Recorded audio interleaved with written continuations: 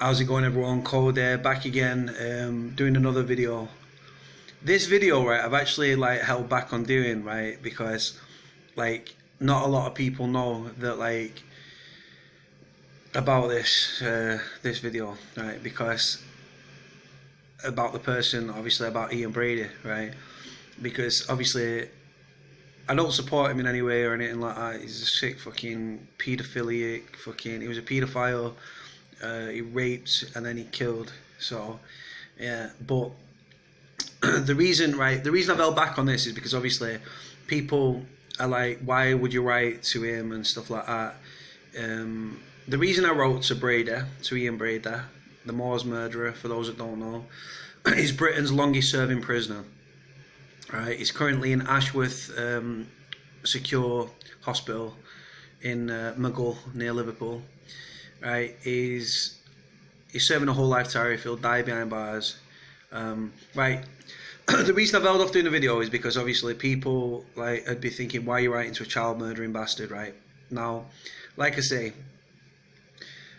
when I was a kid, right, I've been interested in crime since I was a kid, right, going back to when I was literally like 10, 11, 12, 13.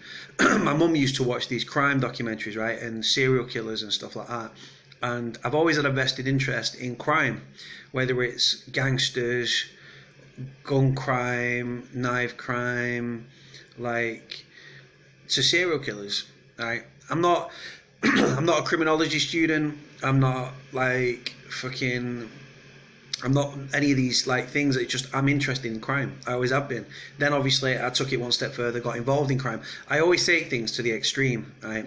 So when I'm watching these documentaries and stuff, I think, right, well, I'm gonna write to him. So that's pretty much what I did with Brady there. So the reason that I wrote to Brady specifically, Brady was the first serial killer that I ever wrote to, right? The reason I wrote to Brady is I'm from Manchester, right? He committed his crimes in Manchester, right?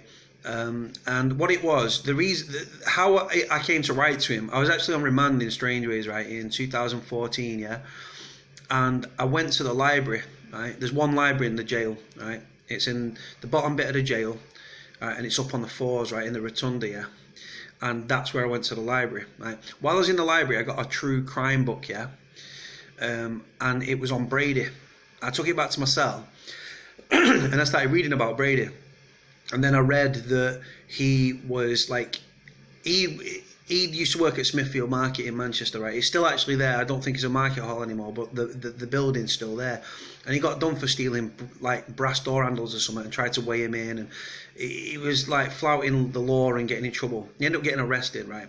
And he ended up on remand at Strangeways. Nothing to do with the Moors murder or anything. God bless all them victims. May they all rest in peace, right? But yeah, I started, so like he was in Strangeways. So while he was in Strangeways, right, he started studying, and he studied, and he used to get books out of the same library that I read about Brady in, right? And he studied housing and like bookkeeping and all this sort of stuff. And when he got out of prison, he started to study and study and study, and that's how he ended up getting the job where he ended up meeting Myra Hindley, obviously. The sick evil bitch, she died and her ashes have been scattered in a park near Staley Bridge. So yeah, so I was reading about him and stuff, and the fact that he used to go into the same library that I was in, and I was reading about him and he'd been in there and stuff. It just got me to thinking, and I thought, you know what, like, I want to write to him, right? And there's a few reasons I wanted to write to him, right? One, because I read about him. Two, because I watched documentaries on him. Three, because I was sexually abused when I was a kid by someone that lived close to my mum and my stepdad. And four, to try and understand his mind and stuff, because he's a very narcissistic person. He's very, like, he manipulates people that write to him. He gets people to send things in and run around for him and stuff. So I thought, fucking hell, like, as an uneducated street kid, right, that's a criminal, that's been in prison, right, that's lived in Manchester all my life, right, and he committed his crimes in Manchester, I thought, you know what, I'm going to write to him. I'm not, like I say, I didn't write to him as a psychology student, as a fucking criminology student, or as a lecturer in criminology or anything like that. I just wrote to him. And like, so I wrote to him, I sent him a letter, I sent him a stamped addressed envelope, I posted the letter, and I thought, right, I've not heard nothing, right? And weeks, I just carried on about my life thinking, right, I weren't expecting a reply, you understand? But when I wrote to him, I was like saying, look, I'm an uneducated street criminal, I'm from Manchester, I used to do doors in Manchester, I was involved with a gangster from Manchester, and all this sort of stuff in the letter. And like I said, I'd sent it and stuff, and I'd not had a reply, so I was waiting and waiting. And then out of the blue, I came on one day, and there was a letter from Brady, and it said certificate of posting at the top. And I thought, what the fuck? I thought, that's my writing. And he was the only criminal, he's the only person that I'd wrote to.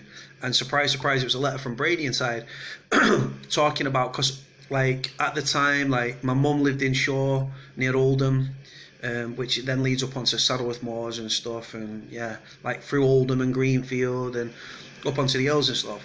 So he wrote back and stuff, and we swapped a lot of letters. He spoke. This guy is so far psychologically and intelligence-wise, he's so far ahead of his time. Even now, he's very manipulative. He's very like, yeah, he's super intelligent. Like, there's not much. Like, honestly, his mind was boggling mine, and I was like, look, I'm an uneducated street kid, can I hold my own in a conversation, i.e. letters, with Brady? And surprise, surprise, I did.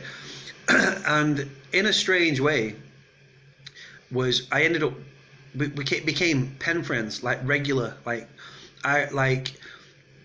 one of the things I said to him, I said, if you need anything, right, because I was trying to keep him on side, remember this, one of the reasons, obviously, apart from trying to work out how his mind works and can I keep up, like, letters with him and keep intellectually going backwards and forwards with him, like, yeah, and another reason was I wanted to find, obviously, if he was going to disclose to me where Keith Bennett was, because everyone that writes to him seems to be academic and studying crime and criminology and all this stuff. Brady told me to go and buy a copy of his book, The Gates of Janus, which I duly did, but I actually bought the extended version, which he didn't actually sign off on. It was printed behind his back by Peter Soates, and I can't remember the other guy's name. Apparently it was an underground book company called Feral House, right? It's ran by Peter Soates, I think, is a convicted paedophile and something, and and his business partner, right, two nonces, right, was running this Feral House book company. They took their own stuff from Brady, took the original. They published the first book, right, Gates of Janus. This was Gates of Janus, the extended edition. And they slagged Brady off and called him gay and disclosed a hell of a lot of stuff, right, on Brady from what they knew from their, because obviously they had access to his files, his paperwork, and all this sort of stuff, because he gave his permission for that to happen. And in theory, for those that don't know, if you've never read Gates of Janus, it's a serial killer, i.e. Ian Brady, the sick freak, detailing like people like the Green River Killer in America and a whole host of other serial killers. And it's fascinating, to be honest. Like I say, he's a very, very intelligent guy and stuff. And like I say, we spoke about everything in the letters. He used to bet on French horse racing. He used to smoke Galileo French cigarettes. He's bedridden. He's always apologised for his bedridden handwriting. I then divulged things about me, like my criminal background, people that I was involved in, people I was involved with and stuff, things I've been involved in, gangs, gangsters, all this sort of stuff, right? And for some reason, we found this common ground where we'd speak about crime and stuff. I told him I'd been in the army, and that led us on to talking about firearms, right? And the first time he spoke about guns, right, and firearms, right, was when he mentioned the arrest for the Moors murders. Now, if you look at the beginning of the video, there's a picture, right, that I put up of a snippet of the letter, and it states guns, and he says, well, when the police surrounded the house, he's talking about when he was arrested for the Moors murders, right, which obviously is notorious and everything else. He's a sick freak for doing what he did, and I don't support him in any way, shape or form. Like I say, I was trying to get to the bottom of something.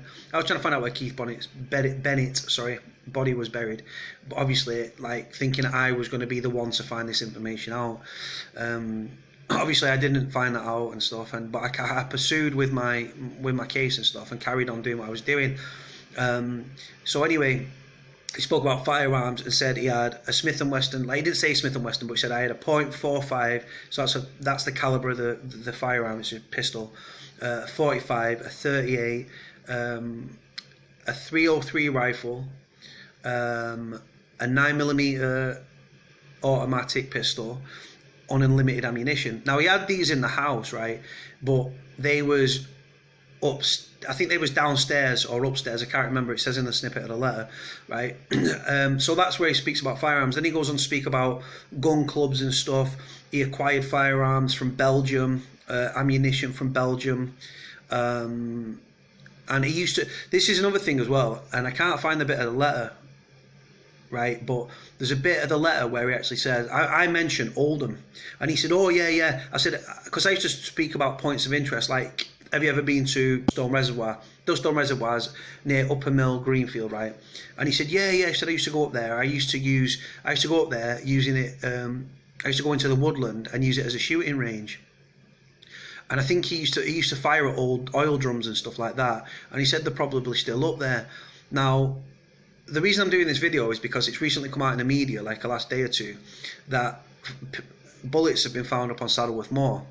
Right now, these are supposed to come back to the same firearm, the .45 and the .45 or the .38 that Brady used to fire, right? And obviously, he's disclosed to me that he had them firearms, so the two tally up. The fact that he had a vested interest in the firearms and stuff, he's got Nazi sympathies and stuff. He was obsessed with Hitler and Hitler's book Mein Kampf and stuff like that. Like I say, I'm not academic or anything, and I was doing research, right, and looking these things up and talking to him, trying to get into his mind and his psyche and why he did what he did and all that sort of stuff. Obviously, like I say, I'm not academic, but I still pursued. And you know what, yeah? Time after time, yeah, that we were swapping these letters and stuff, we spoke about anything and everything. He wouldn't speak about the murders, he wouldn't speak about Keith Bennett, and he wouldn't speak about Myra Hindley. Ian Brady trusted me to the point that if I can find the beginning of the letter, that there's a top bit of the letter, and he actually puts the subject for the solicitor, because the letter was going to the solicitor. He was going to give me sole heir to him, so that when he died, he wanted, because I'm a 6'4" guy and I was involved in the criminal underworld and gangsters and all this sort of stuff, he was going to let me do security, wanted me to do security at his funeral, or as he called it, the event. Now, Ian Brady, like I say, he's a sick freak and everything else. We'll go over that on time and time again. When he dies, he's got a non-resuscitation clause at Ashworth Hospital, because they want to keep him alive for as long as they can, so he suffers and everything else. No amount of suffering will ever bring back the victims or compensate the victims' families in any way, shape or form. So yeah, but yeah, he's got a non-resuscitation clause. So if he dies, if he falls unconscious and dies, they're not to resuscitate him and stuff. He's going to be cremated. He doesn't want to be buried, which is quite ironic, because obviously that's where he buried all his victims and stuff. And he's going to be cremated back in Glasgow, and stuff like that. And the reason that me and Brady stopped talking is because I sold the letters to my friend, and my friend sold the letters to the media.